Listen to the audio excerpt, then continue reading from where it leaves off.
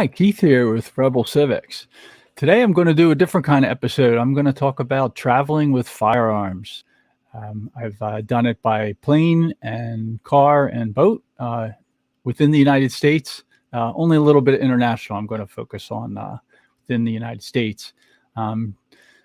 Full disclosure, I'm not a lawyer. This is not legal advice. Travel at your own risk of government and the wrath of the man. I'll talk about some classes and stuff and pieces of paper that are helpful to show to the man. But basically, this is a trade-off. I look at it as a self-defense trade-off. You're defending yourself against criminals versus defending yourself against the government infringing on your rights. So defense against criminals or defense against the government, it's a trade-off. But I believe you can learn enough about the risk of government to mitigate that risk fairly well, pretty well.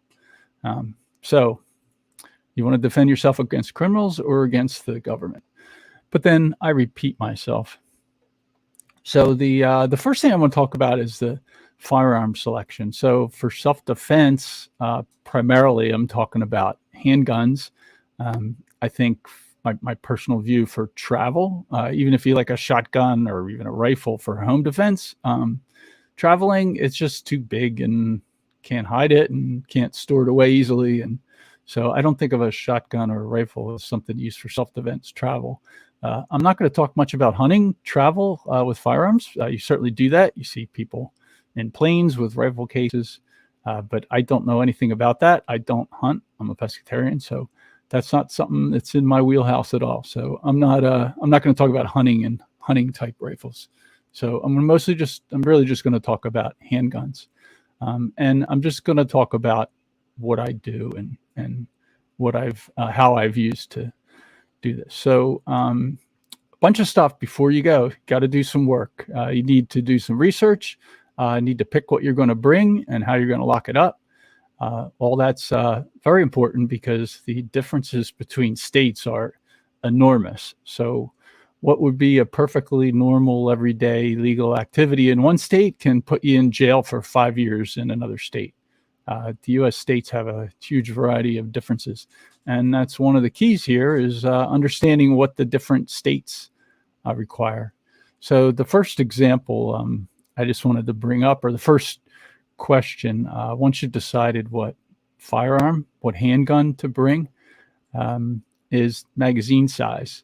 So a lot of states have restrictions on magazine size. My recommendation really, I think it's better to travel with a gun that is under 10 and under rounds, which is the lowest number that I know of in all the United States. There's a bunch of states that have 10 round limits. There are some that have 15.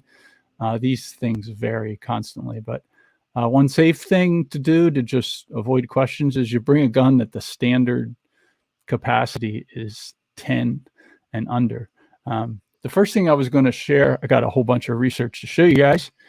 First thing I was going to share is this possession. So in New Jersey, for example, they have a law about a magazine that's more than 10. It used to be 15. It changed a few years ago to 10. So any magazine in New Jersey that's larger than 10 is illegal by itself. You don't even have to have a gun or any rounds for it.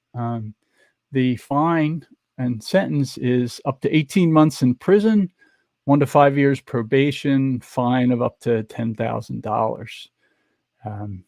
Typically, just having the piece of plastic, it shouldn't land you in prison, but it's possible. There's one case, just an example of how bad this kind of thing can be, is like somebody that was bringing a magazine to their brother because they lived in a state where they had a really good deal on it at the local shop. He had a magazine that was larger than 10 rounds. I think it was for an AR-15, like a 30 round. He ended up in jail in New Jersey. He didn't have any ammo with him. He didn't have a firearm with him. He had bits of plastic and a spring that could hold more than 10 rounds if he had any ammo with him. They threw him in jail for that. I think he was eventually pardoned or something. But anyway, that's the kind of risk I'm talking about. That's sort of a worst case. It's handy to use a place like New Jersey or New York or Massachusetts as a worst case. So that's the first question. If you do decide to carry a gun, your favorite gun's a Glock 17 that holds 15 rounds or +1 or whatever, if that's right. I don't have one of them, but they do have restrictive magazines. Like, don't want to do that. So for example, here's in Glock parts, here's a 10-round magazine for a gun that normally holds, I think 15 on this particular case. So it looks like it's a single stack. It looks like what, the gun that I normally use. I'll show you this. If you want to drop the screen share for a second, Beverly. I think you're better off with just something like this, that the gun is normally made for 10 rounds or less. And then it's less questioned. If you have a gun that's normally made for 15 rounds or 30, something crazy like an AR-15, I just would worry that the cops say, well, you sure you don't have a 30-round magazine or a 15-round somewhere? So I think you're better off just having a gun with you if you're going through a state that has a restriction that has that. That's a good thing. So that's a key question. Magazine capacity size, staying under 10 if you're traveling through the states that are run by communists. There's a bunch of them on the East Coast and along the West Coast. The middle of the country, it's not so much of a problem as long as you stay away from the Chicago type areas. Illinois and there, the Midwest is pretty good. A lot of the South is fine. Anyway, that's the first question: magazine size. Once you picked it, second thing you want to bring up is ammo selection. So just like there's restrictions on magazine size, lots of states have restrictions on the type of ammo. So example, a really common one is no hollow point. So, a self-defense round, you can see that. This is a very common 9mm self-defense round. It's a hollow point top. For people that don't know what that is, when it enters the target, it kind of opens up and stops. It's actually better because in a self-defense situation, because it's got less tendency to go through someone and out the other side and accidentally hit someone else.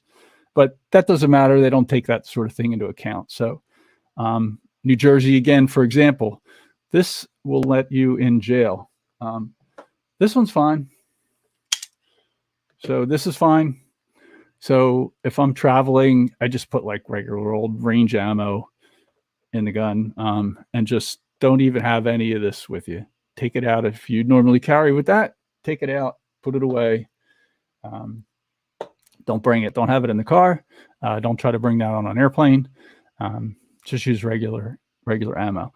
Some other ammo restrictions that are really common. If you want to share again, Beverly.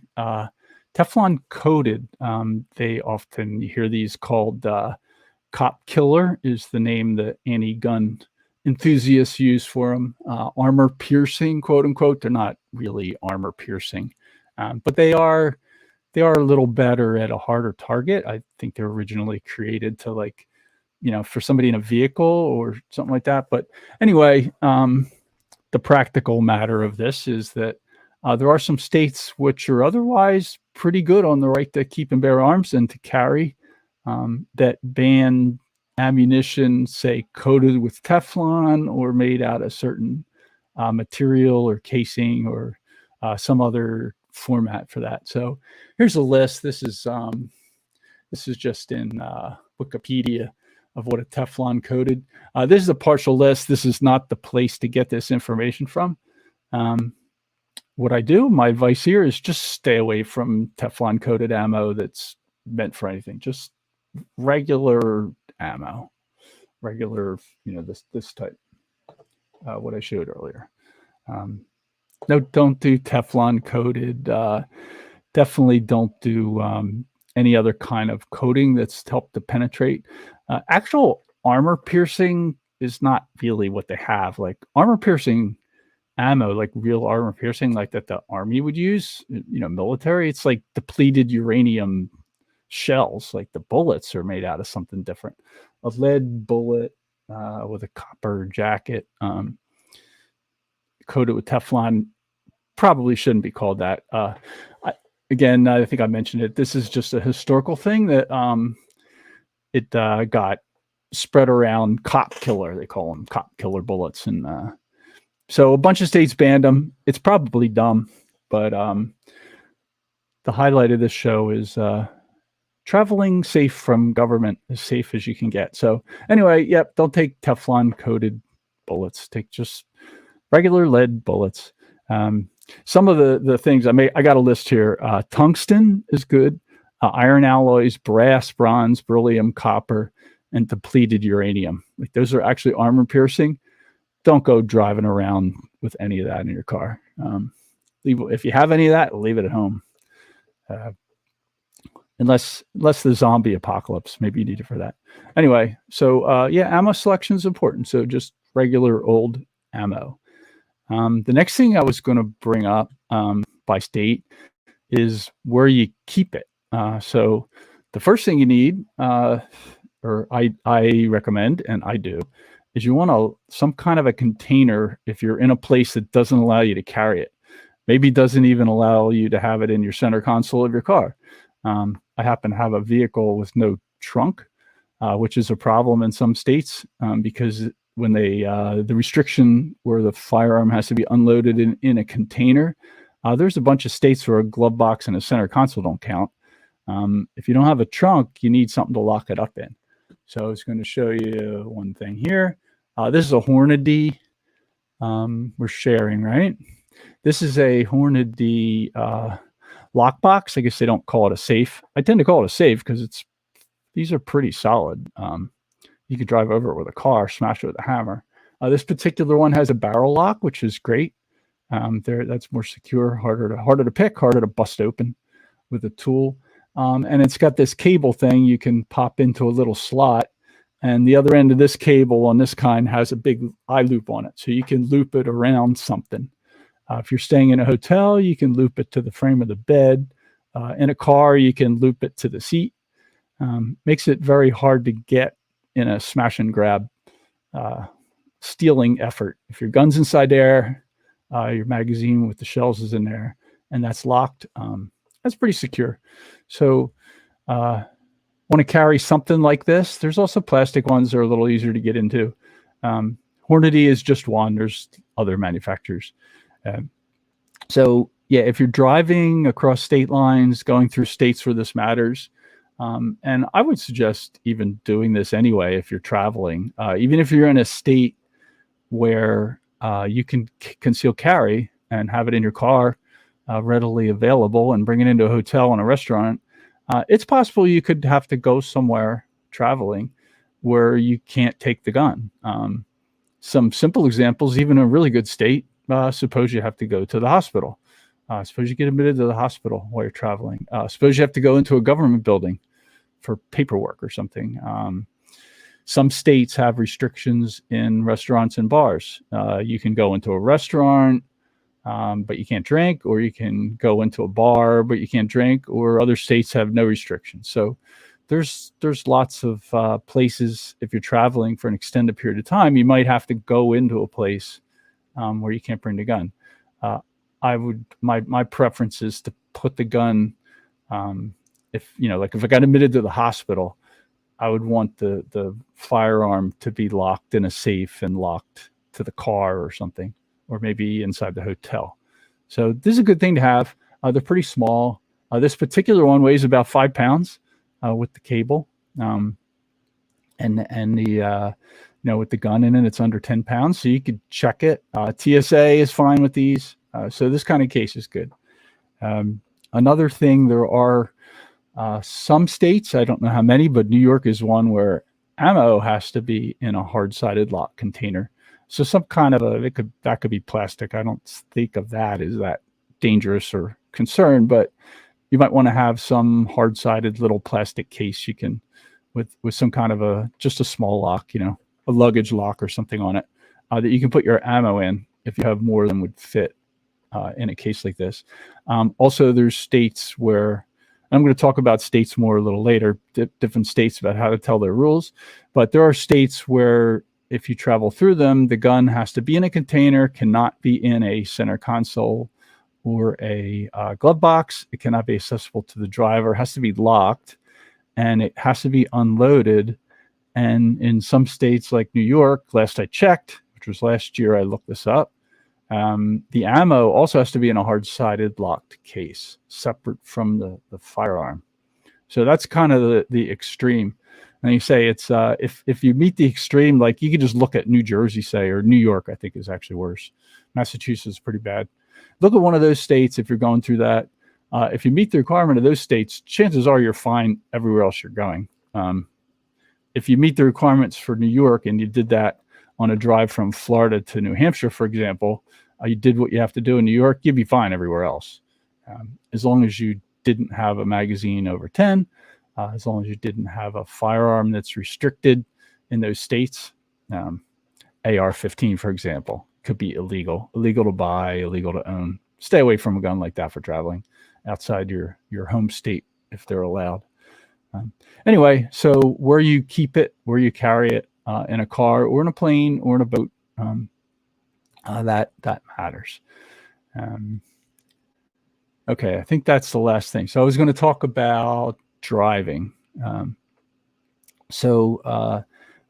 As I said earlier, you can drop the screen share for a few minutes. I don't have anything on this. The carry location in vehicles, as I touched on earlier, that matters a lot by states. So if you can conceal carry in a state, you could have the gun on you, physically on your person, in some states. Or you can have it in a center console, a glove box, readily accessible. There's various gizmos that put it inside a box near the driver, or a magnetic thing under the dash or something like that. I've never used any of them, but I see they have them. Some people use them. The center console is a real obvious place for a smash and grab. Maybe that's not a great idea in everywhere, but a lot of people do that. It's out of sight, but you can get to it quick if you need it. If you have a trunk and you're just transporting it, trunk does satisfy a lot of the governments. If the firearm's unloaded in the trunk, you're probably pretty good in most places, as long as the gun's legal and the magazine is legal. Most people can't get to the trunk from the driver's seat, at least not easily. That's considered a container, I guess, by those rules. When you cross state lines, all bets are off. You got to figure out what's happening as you cross the state line. So driving, as I mentioned, I've drove to Porkfest with my girlfriend with a camper from Florida last year and this year. And we've traveled to Tennessee. So go through lots of states doing that. And they're widely different. So as you come up to another state, you got to know, okay, now what do I got to do in the next state? What do I got to do in the next state? What do I do in this state? And again, we're trying to avoid the wrath of the man. So I just follow it, try to figure it out and follow it as best I can. If somebody asks me, I say, yeah, I mean, I did my best to figure out what the rules are here, and here's what I'm doing. I would be totally upfront about it with a cop if asked. It's a good idea to know which states you have a duty to inform. Some states you have a duty to inform officers, some states you don't if you get pulled over. Mostly I just would avoid, if you can, the states that have a duty to inform, but you can't get from Florida to New Hampshire without going through some states like that. Really restrictive states, Massachusetts, if you can go around it, you will. I'll show you my personal chart. I have some of those, but yeah, if you can go around New Jersey, definitely go around New Jersey, go around Massachusetts, maybe go around Connecticut. If you're traveling north to south on the East Coast, if you're in California, Oregon, Washington State, all I can say is like don't go there or leave unless they secede. If the eastern part of Washington State joins Idaho, and then yeah, maybe I'll go visit. Northeastern California splits off and becomes a state of Jefferson. I would love to go to California, but for now, my understanding from Carter, the particular gun I did carry last trip, that gun's not on California's approved list of guns, so you wouldn't want to even show up with it there. I don't really know what would happen. I've never gone to California with a firearm. I would probably avoid it if I could. If I went there, maybe I wouldn't even bring one. I don't know. I don't know enough to say about California. Anyway, crossing straight lines is a big deal. You might have to go from being able to have the gun on your person or just sitting exposed on the passenger seat, which I generally wouldn't do, but center console, say, or on your body because you're going to a store and you have it with you. To you better stop at the last rest stop before you cross the state line, unload the gun, make sure you don't have one in the magazine. Don't screw that one up. Put the unloaded gun inside a safe, lock that, keep track of the key, take the ammo, put it inside a hard-sided container. Then you get in your car, take a pee, make sure you have snacks with you, make sure your tank's full, and just boogie through that state and get out the other side. And when you get out the other side, you can pull over and get the gun back up. That's how I handle New York. I certainly wouldn't stop. I'll talk about states a little more later. One other consideration, this definitely shows up if you're camping. State parks, national forests have rules. And you can be in a state where the state park, the national parks and the national forests have 3 different sets of rules about what you can do. New York, for example, it's illegal to bring a firearm into a state park. I don't think you can bring them into a national park there either, but I never checked. I wouldn't camp in New York. I wouldn't stop overnight in New York. I wouldn't go to a hotel in New York. I wouldn't go in a restaurant in New York. I try to get through New York without getting gas. That's how I treat New York. Massachusetts the same way. New Jersey, I happen to know people there, so I have to, do have to follow their rules to go there.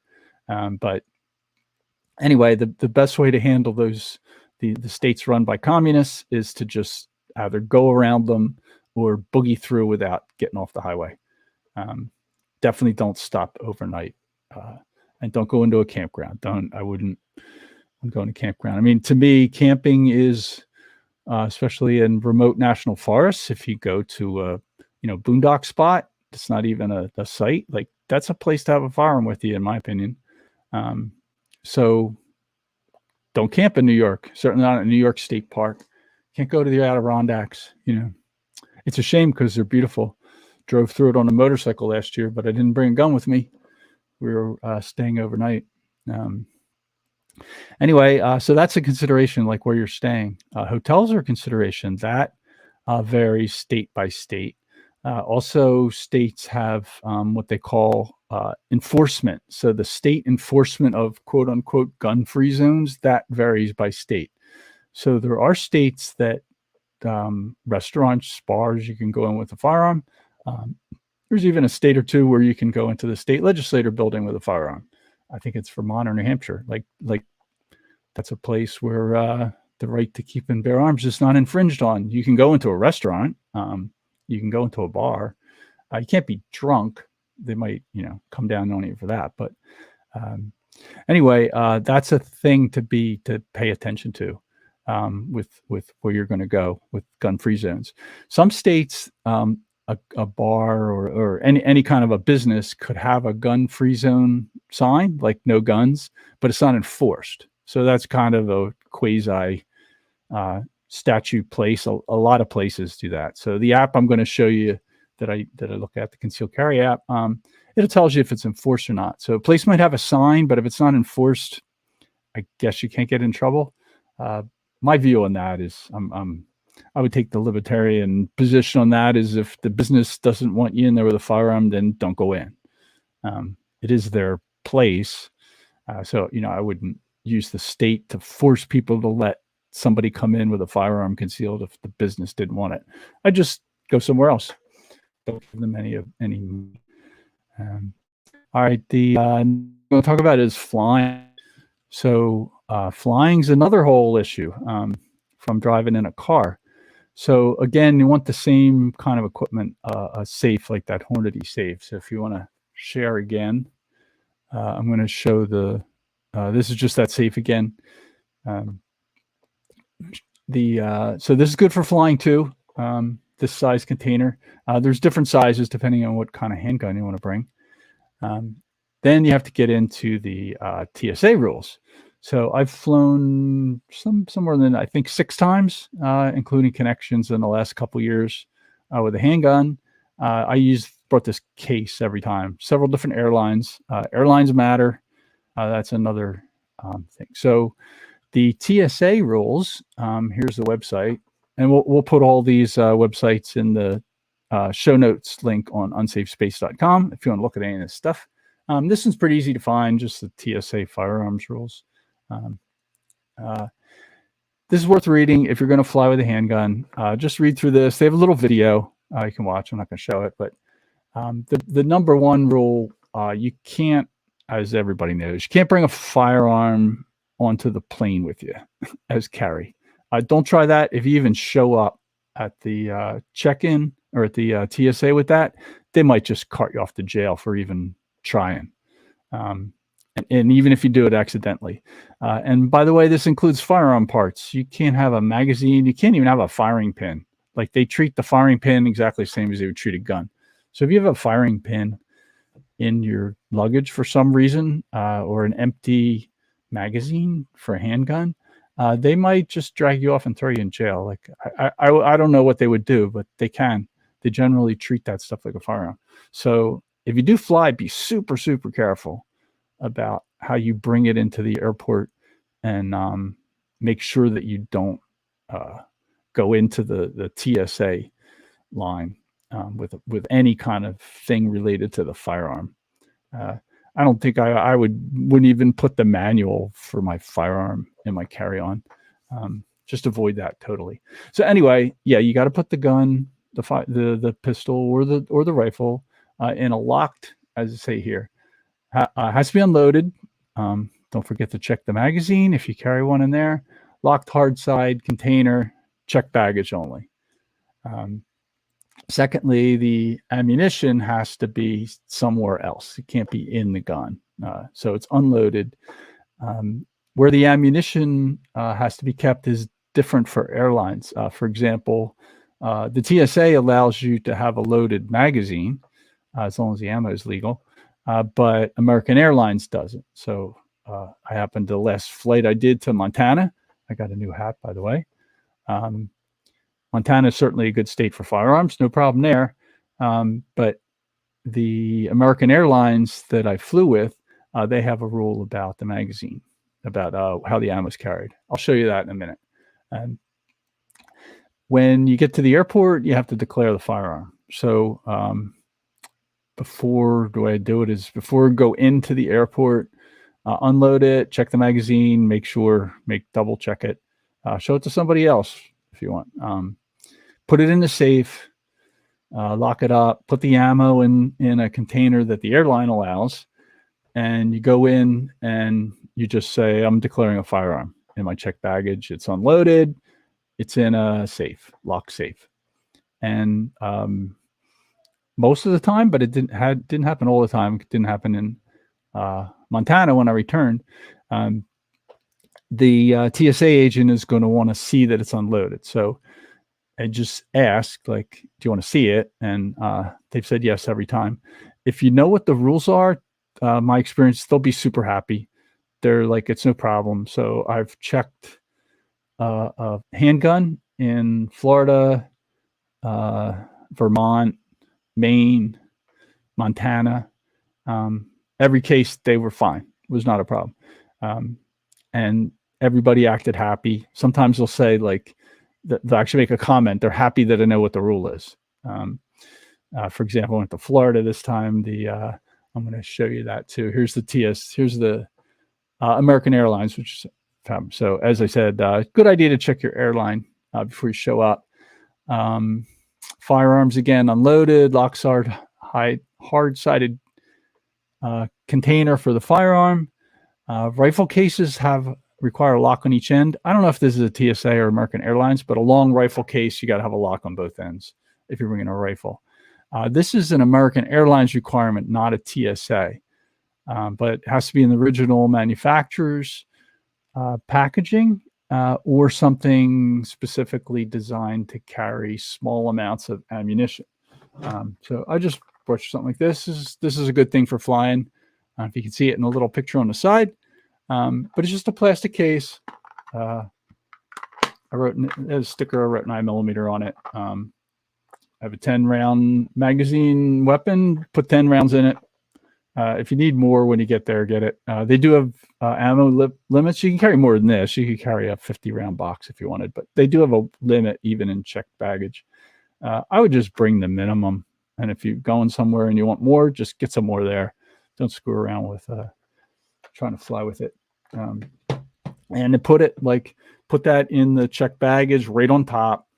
Put the ammo in a easily accessible place. You can show it to them.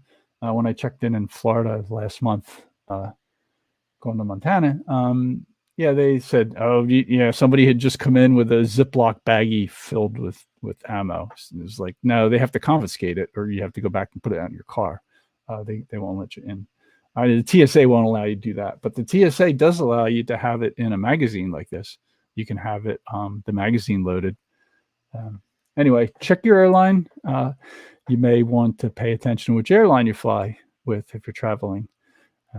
So back to the story, what the TSA does, or the check-in. So the airline check-in is going to probably going to verify that it's unloaded and that it's in a hard-sided locked case and that your ammo is stored per their rules and per the TSA rules.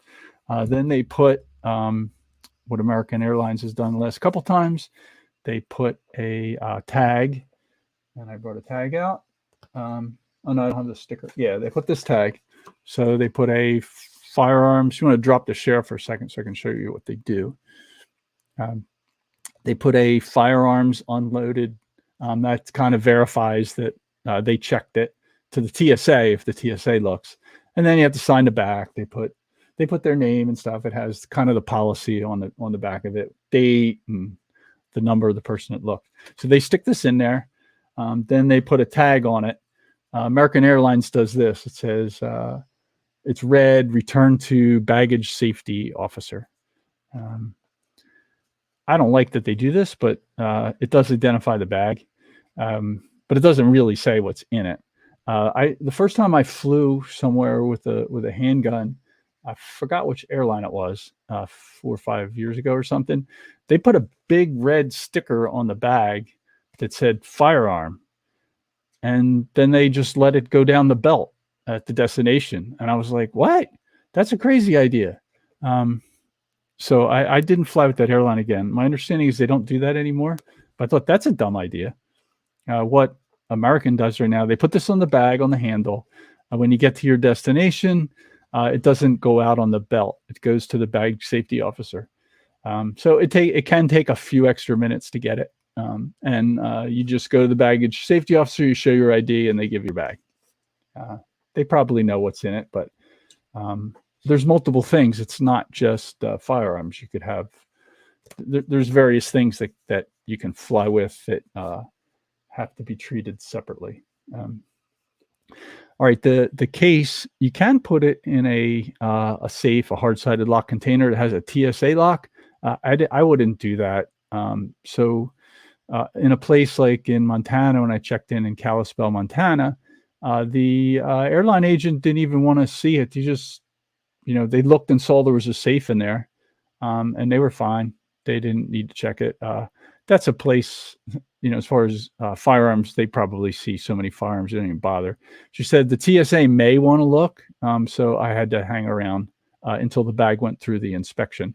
And the TSA agent, when they ran it through, looked at it, looked up to me, gave me a thumbs up. They didn't ask me to see it, but I was supposed to stay there in case they wanted to open it up and look at it. And they can't get in the box that I had, because it's not a TSA lock. So you could technically put a lock that any TSA person can open with a little special key, like you use on your luggage. I wouldn't do that. I do put one of those locks on my luggage because there's the ammo and the weapon inside the lock boxes in there. So if it does sit on a belt or sit out somewhere with the baggage safety officer, it's a little hard to get in it, even if it's just a little cheesy TSA lock. At least make it not that easy for somebody to open up your bag and grab the lockbox and the ammo. Some places I flew into West Palm Beach, the baggage safety officer is a whole separate room, and they have a bunch of bags and several people working in there. They're pretty formal. You walk in there, you show them your driver's license, or they go and get your bag and hand it to you. But other places, small places, Maine was that way, Kalispell, Montana, they just bring it out and they're standing next to the belt with a bunch of bags that have tags on it. And there's one person there talking to people. So, keep a TSA lock on the check bag, just for that situation at small airports.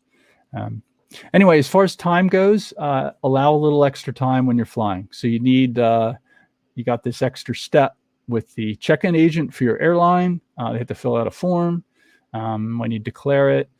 Then after that, you wait. They send it into TSA inspection. At a bigger airport, you might have to wait 15 minutes. At a smaller airport, it's faster.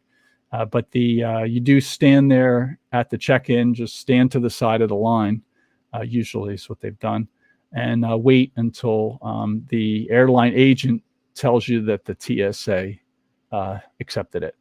And then you can go and check in, go into the airport through the security.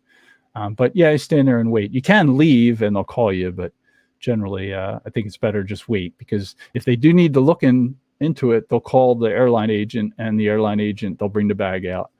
In a little airport in Kalispell, the TSA guys were like 50 feet away, and they said, just go stand over by them and just point, tell them it's your bag. And I walked over and the bag went through and the guy just gave me a thumbs up. That was all it was. So it's easy, but allow a little extra time. I generally have just been allowing an extra half hour if I'm flying with firearms. So if you think 1.5 hours is safe for your airport, just throw an extra half hour in there if you're traveling with a firearm and check bags. Okay, I think that's enough about flying. Oh, there's one other thing that I wanted to bring up. The connection choice. So if you're flying through another state, try or just have a policy. Don't make a connection in a communist run state. If you're flying, say, for example, flown to Maine from Florida, the cheapest flight was through Newark, New Jersey. Like, nope, I don't want that flight. I don't even want to make a connection in Newark. If you do make a connection in a place like that, one of the issues can happen if you get delayed there. The airline may try to give you their bag. You don't want your bag in New Jersey, probably. And if you traveling, say, with a rifle and a 30-round magazine, you could have a weapon that New Jersey don't like. You could have a magazine that would land you in jail if you get caught with it. The airline accepts your bag to the destination. If you get delayed overnight in New Jersey, Massachusetts, New York, California, what I would do, again, this is not legal advice. What I would do is not accept the bag. You're just like, no, I want my bag at my destination in Texas or wherever I'm going. Like, I don't want it here. Go to the hotel. So the cases that have happened, I know of several in New Jersey, and I've heard of some in other states where somebody didn't really think about it. They got delayed. One of the cases, like, you could get delayed and end up in New Jersey because of snow. You get diverted, end up in New Jersey overnight. The airline puts you up in a hotel. They give you your bag, go to the hotel. You come back, you check in Newark to go to your destination, and you left from a place where you're fine. You're going to a place where you're fine. Turns out they throw you in jail because if you go and you check in and you tell them you have a gun, they're just like, oh no. So yeah, I know of a case. There was a case that kind of made the news 10 years ago when I actually lived in New Jersey. Somebody that happened to them ended up in jail. So be very careful. Anyway, sorry about that long story here. Be very, very careful about where you're connecting through. When like I said, I just went to Montana, flew through Texas. So yeah, not too worried. If we got delayed In Dallas, if we had to stay, sure, I'd accept the bag in Texas, no problem. Not worried about it at all. When I went to last time I went up north to Vermont, we went through Pennsylvania. That's fine. Virginia's okay, just because as long as you have what's okay in there. But yeah, try to avoid Boston, Logan Airport, Newark, JFK, LaGuardia. If you're traveling, I would just avoid them. Get a connection in a better state. All right.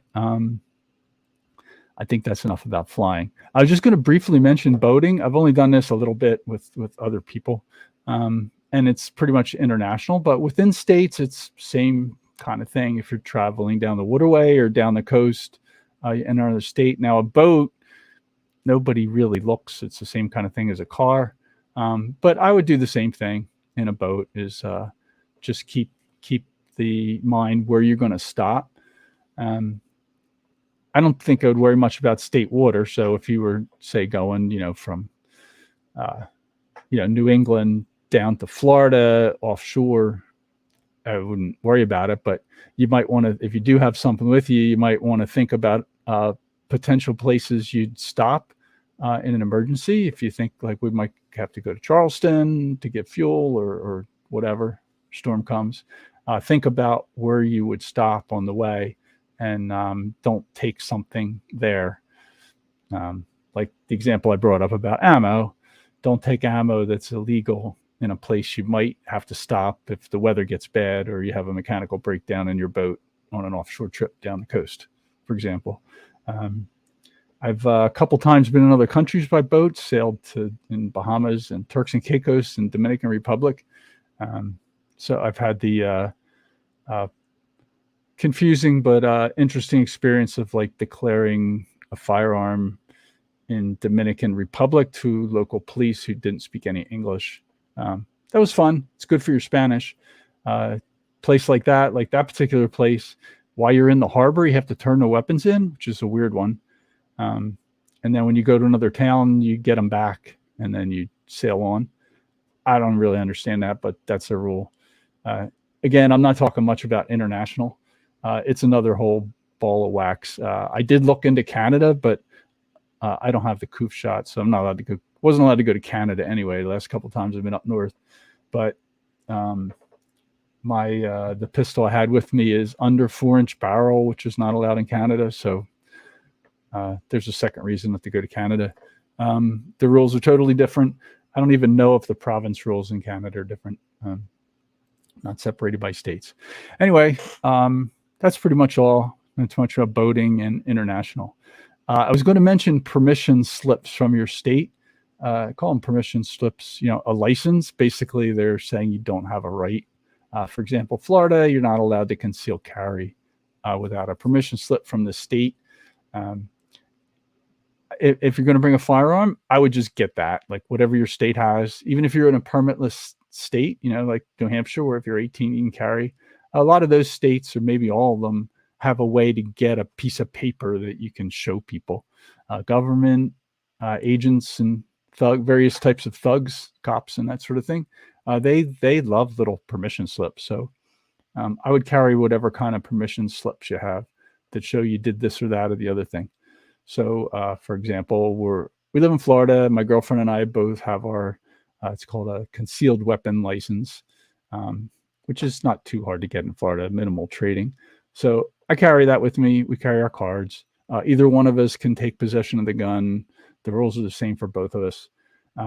We have a couple other things. I don't know if it would matter, but we both have the NRA range safety officer.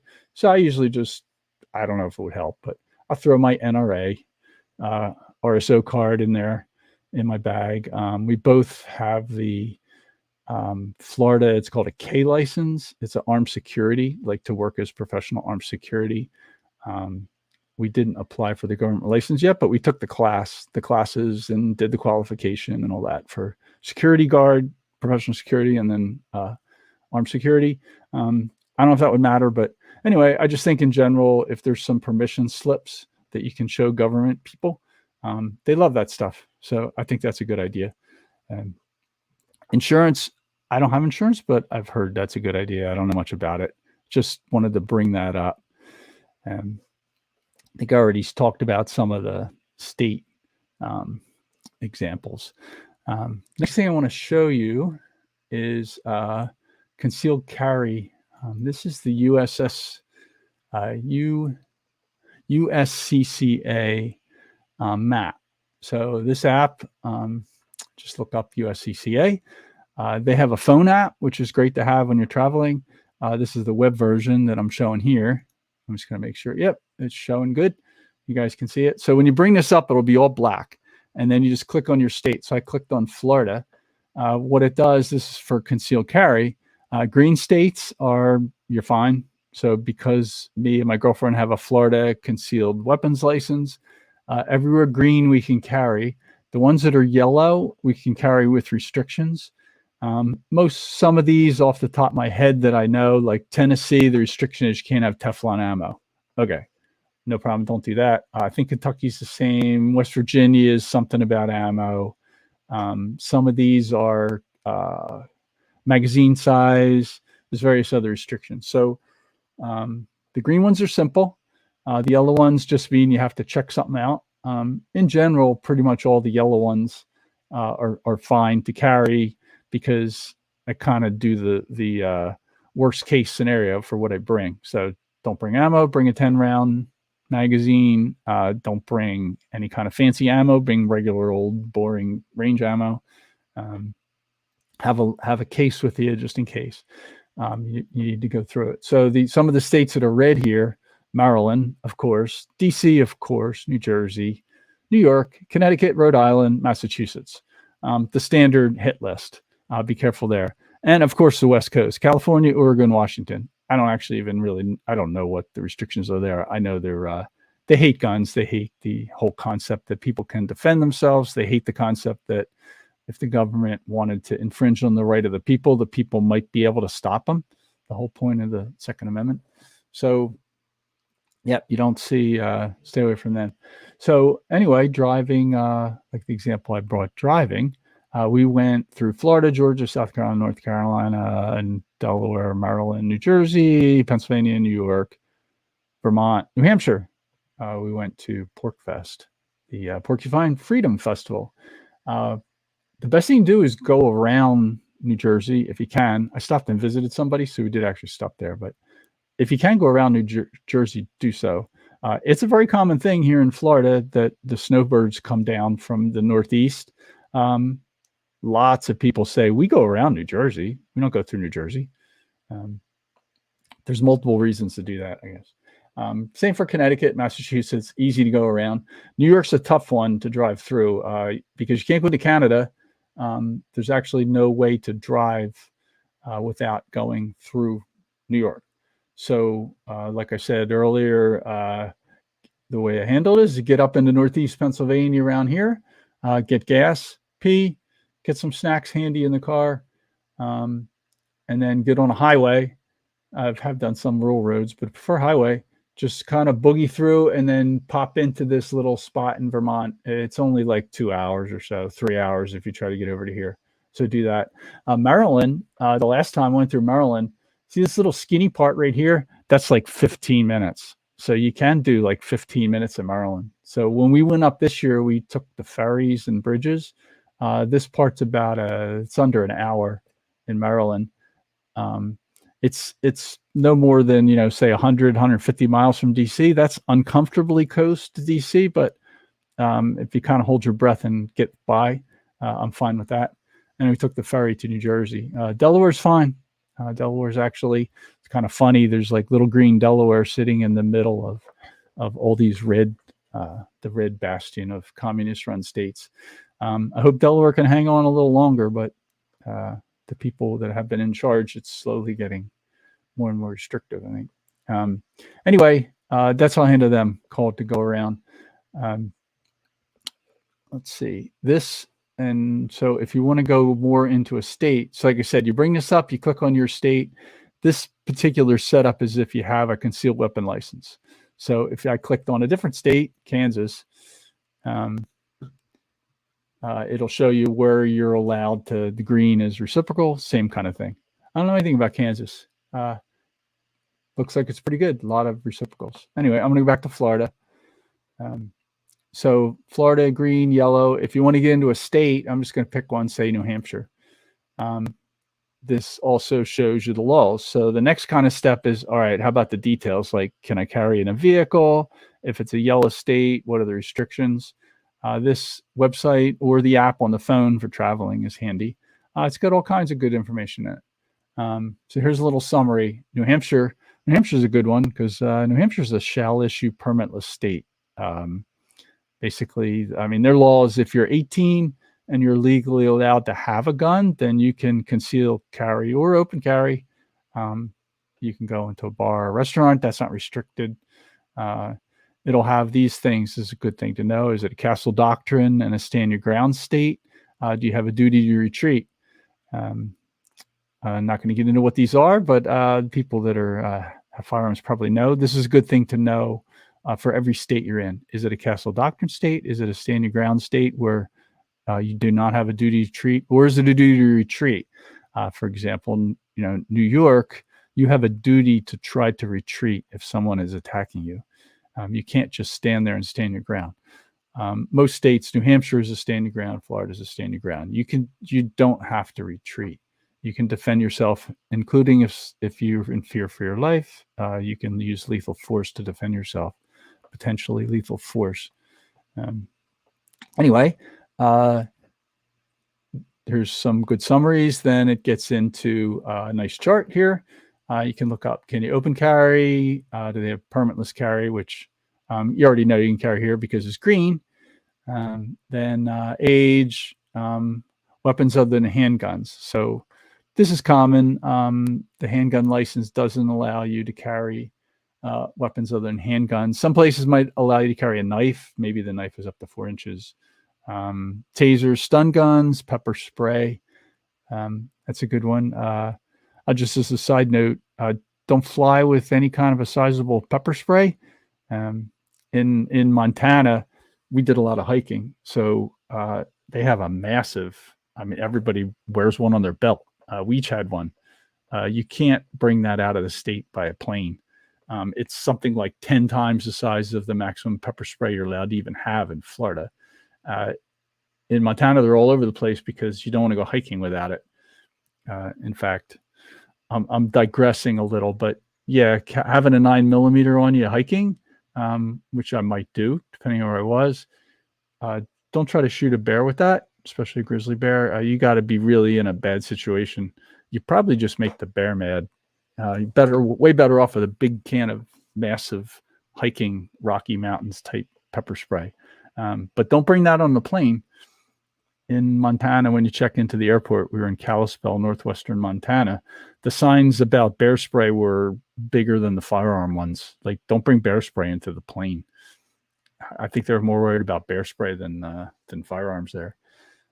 Anyway, like I said, I digressed a bit. You can look up the ammo restrictions, and then there's a whole chart here about vehicle. Look up the vehicle. Roadside rest area, that's a fun one. You got to know whether you can carry or have it on you in a rest area. Sometimes some states, the state rest areas on the highway have a different rule than other places. That's why you want to avoid or go around the communist states or get through them. Don't even stop at a rest area in New York, Massachusetts, for example. Then the state parks, I think I mentioned that. Yeah, I did mention that. State parks, state forest, national forest. Oh, yeah, and wildlife management areas. They might be all different. Some states, you're fine in a national forest. The federal government maybe pushes out a little more. You can camp and you can carry in your campsite if you want, open or concealed, depending on the place. But you can't even bring a gun into the state park, say. So be careful about that. And this app tells you all that stuff. Sometimes hotels are restricted. Storing a car. And then this part of this table goes into key state laws. Duty to inform, castle doctrine. Do they enforce no weapons allowed signs? Like I said earlier, if they have a sign, I just wouldn't go in. Don't give me your money. Red flag law, that really only matters if you live there, probably. Brandishing. Anyway, there's a lot of information if you go through a lot of states. So I'm just going to show you what I did.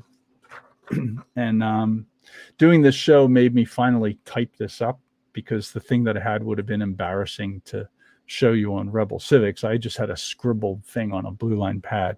But basically, yeah, if you want to stop the share for a second, I'm going to look so I can see. Sorry, I don't have this in a format to show easily. But anyway, I made this form. I got all the states. So these are all states that I've gone to so far with a firearm. And the first column is yes or no on concealed carry. So this is because me and my girlfriend have a Florida concealed weapons license. That's just a yes or no. Can you carry or not? Some of them have details, so I have a comments. Then I have what I call the category here. I don't know how well you can see this, but I have a category.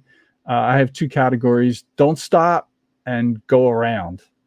And then blank. Blank means no problem, stay overnight. Don't stop means don't stay overnight.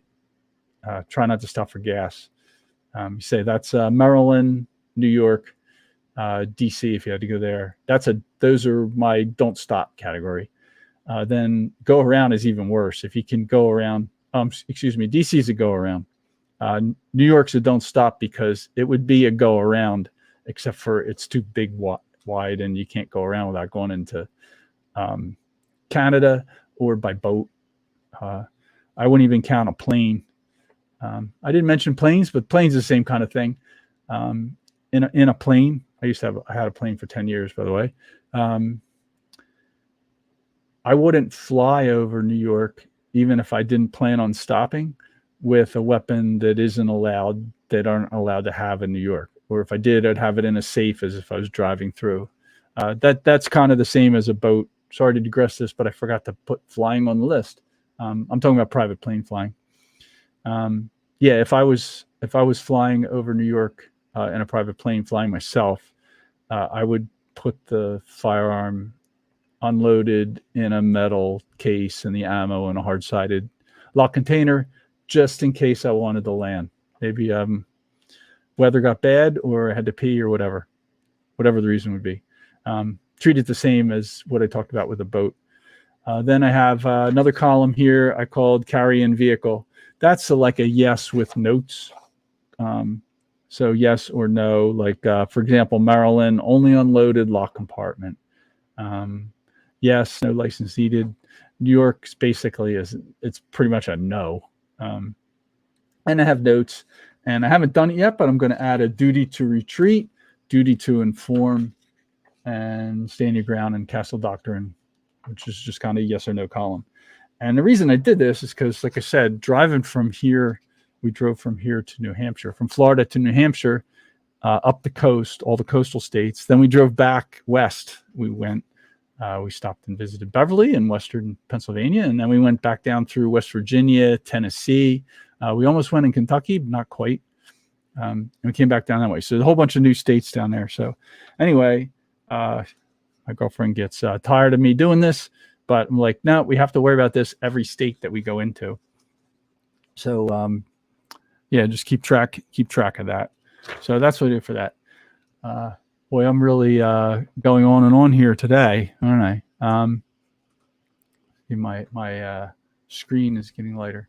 I think I moved my camera a little. All right. Oh, sorry about that funny image there. I think it's that's funny. I have a green screen. That's how I get this cool background. Basically because what's behind me would be a horrible thing to have in a show. Okay, I'll boogie through what the rest of the stuff I want to talk about. Basically, is any of this lawful? And by lawful, I mean the top laws, which are the Constitution. So I want to talk about federal Constitution and state Constitution.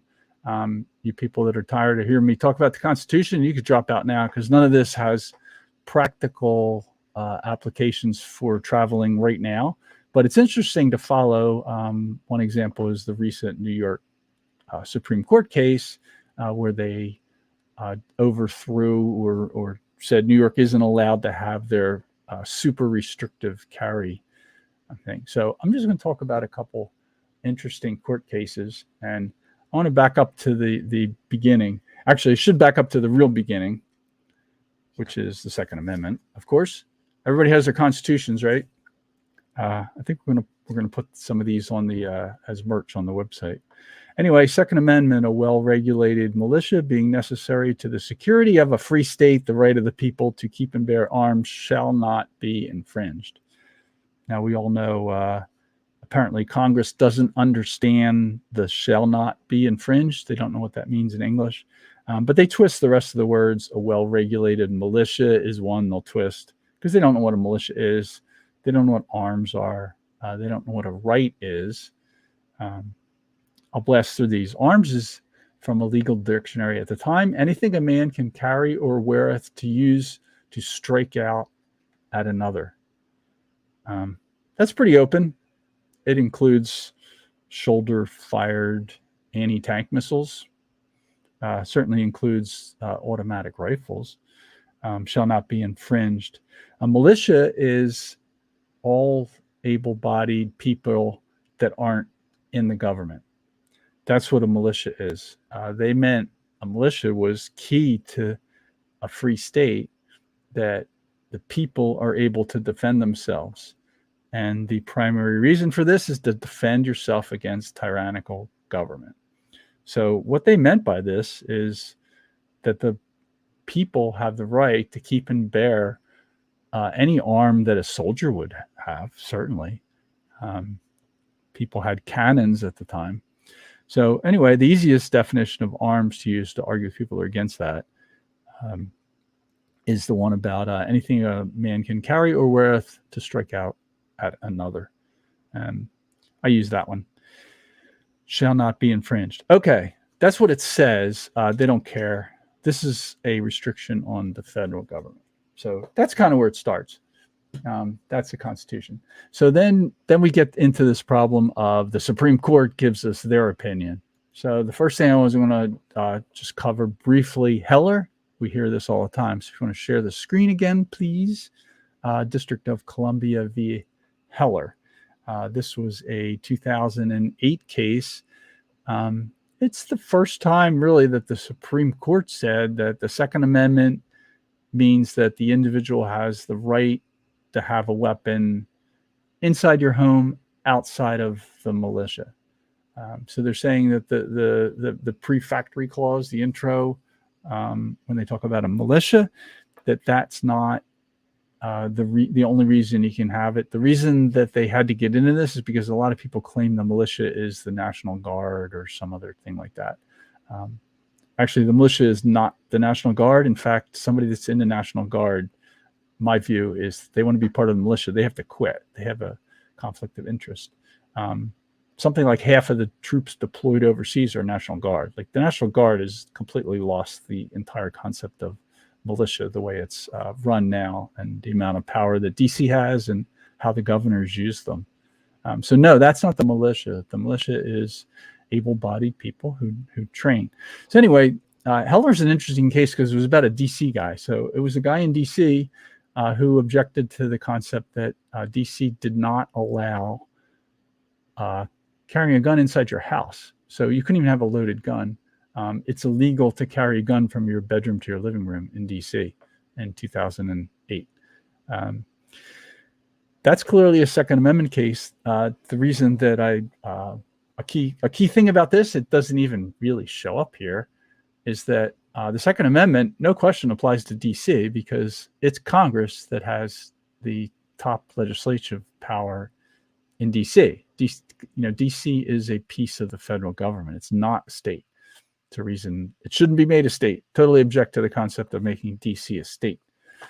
But there's no question within DC, the Second Amendment applies. The Supreme Court has jurisdiction. Congress can tell the city government they can't allow it. They can't do that. So this is a good case. They're saying that no, the city of DC is not allowed to tell people they can't have a loaded handgun inside the house.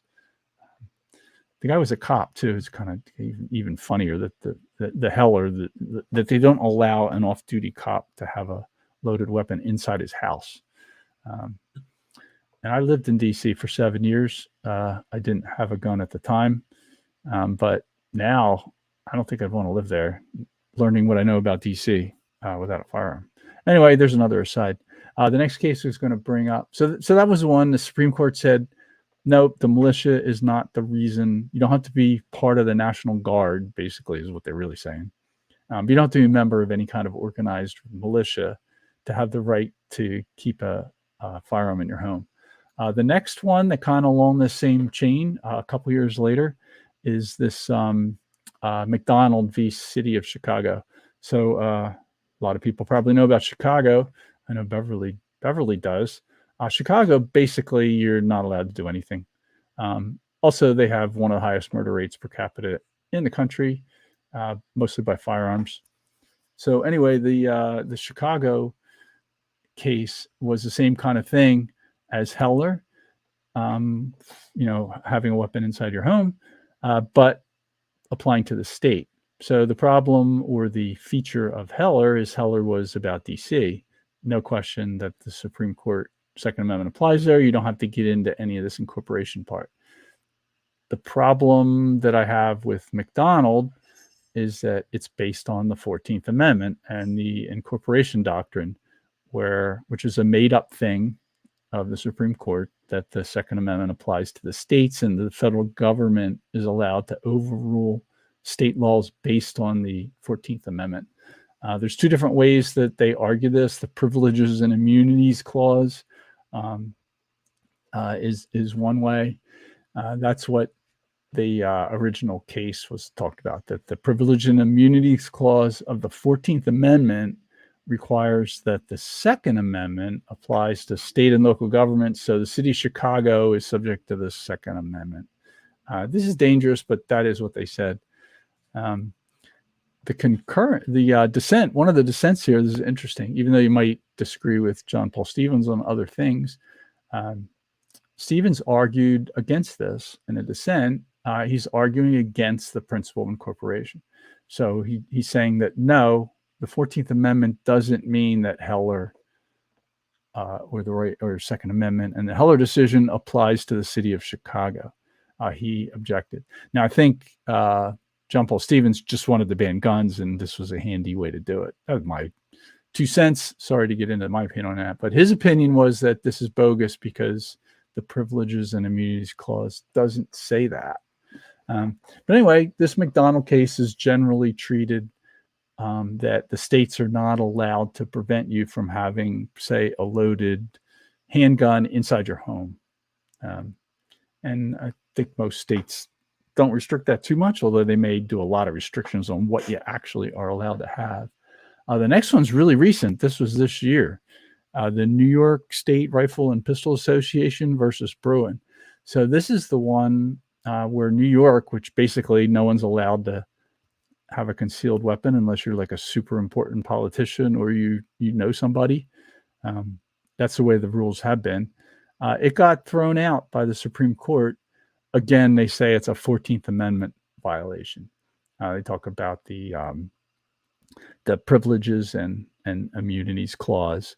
Another way they argue that it's the proper cause requirement. So that a state cannot require proper cause to have a weapon, to carry a weapon, which New Jersey has, New York has, I think Massachusetts has that. And basically they don't issue any carry permits. A little aside, I used to work in Camden, New Jersey, which at the time I was there had the highest murder rate per capita for a small city in the United States. And I naively thought I should get a firearm because I worked late a lot and came out in this basically disaster area kind of a place. But yeah, I went in thinking I could buy a gun and carry it. And the cop he was sort of nice, but he basically was amused by me, laughed at me like, no, you can't do that in New Jersey. And you can't in New York either. There's a funny John Stossel video where John Stossel tried to get a concealed carry permit in New York City. They wouldn't give one to him. So anyway, the just cause that, like, say, New Jersey has, New York had, is that you have to present a reason. And just general self-defense, they did not consider a reason. So that got thrown out by the Supreme Court under the 14th Amendment. They're saying that because of the 14th Amendment, the Second Amendment is incorporated on the states. a lot of people, like, you see all these NRA folks and everybody's like hooting and hollering, this is a great thing. No, this is not a great thing at all. I hate this. I think these guys are wrong. The 14th Amendment doesn't overrule the state government on this. This is dangerous because what it does is it's saying that the federal government runs the states, has power of the states. During the ratification conventions, if the people thought the Second Amendment would be used this way, I think the union would have never happened. I think it's likely that if they even considered this concept that these guys use now all the time, that the federal government has the power to do this, they would have said, no, we're not joining the union. Anyway, I'm going to do a show on the incorporation doctrine, but that's what these are based on. And the 14th Amendment is stretched so far beyond what originally meant by all this. So I'm going to close by just talking about this, the state constitutions. When we talk about constitution, almost always people are talking about the U.S. Constitution. But you know what matters in a thing like this is your state constitution. So I want to just talk about the Florida one. So the Florida one, 1885 version is the one we have now. It was heavily modified in 68. The original was 1839 when the state of Florida joined the Union. They had that constitution from 1839. I have a note on it. 1861, which is when Florida left the Union and joined the Confederate States of America. So the original Constitution was 1839 to 1861. That one, I don't think much of that is left. Then the 1885 version, after Florida lost the war for Southern independence, that's the one we use right now. Anyway, what I was going to talk about, and when people talk about whether or not you have the right to keep and bear arms in Florida, they start talking about the Second Amendment rights. I'm like, don't talk about the Second Amendment. I don't care about that. That don't matter. Don't even argue it. It requires arguing that the 14th Amendment means that the Second Amendment applies to the states, local, and city governments. And I don't even want to go there. That's a horrible argument. Just go look at your state constitution. So Florida Article 1, Section 8 says the right of the people to keep and bear arms in defense of themselves and the lawful authority of the state shall not be infringed, except that the manner of bearing arms may be regulated by law. So what this says is that the Florida legislature is allowed to pass regulations on how you carry. So, for example, in Florida, it is constitutional that the state government requires you to conceal carry a handgun and not open carry, unless you're fishing. But then I digress. That's a little quirk of Florida law. If you're fishing, you can open carry. It's a funny one. There's a short little story. There's a guy in Florida who goes around and pushes that one. He's hilarious. He has a fishing license and fishing gear and tackle and a rod, and he walks around open carrying and just trolls the cops because most cops don't know. It's pretty funny. But anyway, sorry about that digression. It doesn't say that Florida is allowed to have a concealed weapon license program. It doesn't allow the legislature to mean that you have to have a slip of paper to carry. So that's unconstitutional. Florida's concealed carry law is unconstitutional by the Florida Constitution. So I'm going to be specific here. I'm talking about the state constitution. Mike Meharry of the 10th Amendment Center has a great line. He says, if you got a problem, don't call DC. Call Tallahassee. Call your state government. So I use that all the time. Like, call Tallahassee. The rest of this stuff, this is a 3-day mandatory waiting period. This got added in, 1991. That's not in the original 1885 Constitution. All this stuff about 3-day waiting period for a handgun, except for holidays, blah, blah, blah, blah. 91. That's what all the rest of this is. And if you have Florida exempts people with a concealed weapon license for that. So that doesn't apply to me. Anyway, that's the state government. So call your state. Like, don't call DC if you have a problem with this.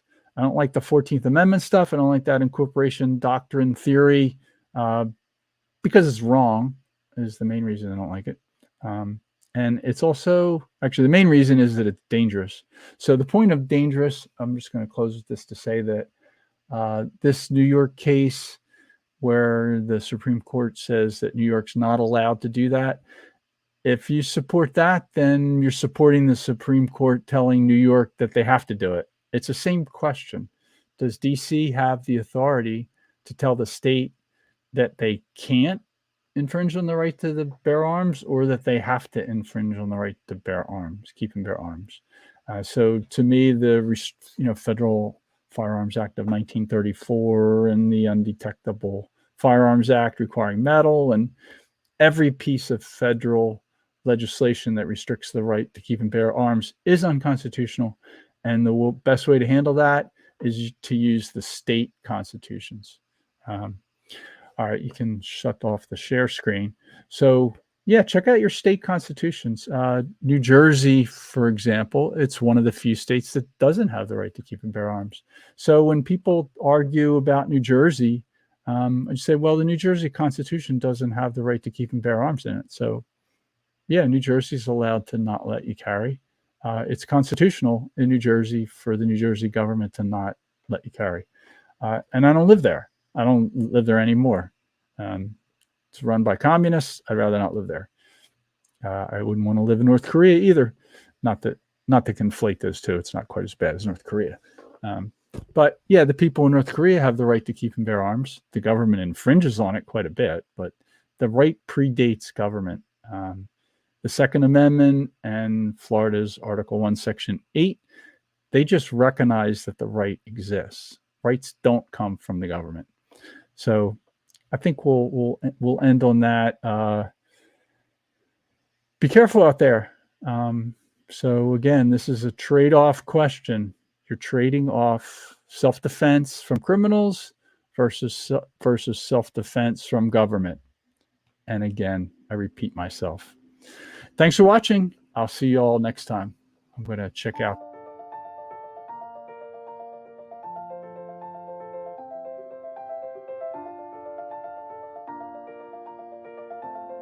Thanks for sticking around until the end. If you're new to Unsafe Space, check out our deep content library that includes discussions with everyone from James Lindsay to Brett Weinstein. And please consider helping to fund our work by visiting unsafespace.com/donate. You can find us on a variety of social media platforms, and you can find a community of like-minded individuals on our Unsafe Space Discord server, which is open to financial supporters at any level. We hope to see you there. Warning. This is an unsafe space. Dangerous ideas have been detected. It would be better for your health if you forgot what you just heard. That should be easy for someone of your intelligence. The following co-conspirators are hereby ordered to watch CNN. Experts agree that 87,000 new tax collectors will make inflation feel like less of a problem. I think we can agree that the FBI's track record speaks for itself. If you think about it, only government-sanctioned experts should be allowed to express opinions. But don't. Think about it, I mean. That's not your job. Thinking has been scientifically proven to be less efficient than compliance. Science, scientific, and scientifically are registered trademarks of the World Economic Forum. Unauthorized use is prohibited. Computer voice courtesy. Never mind, that last line is fake news. Please disregard it and return to your safe space immediately. There will be cake.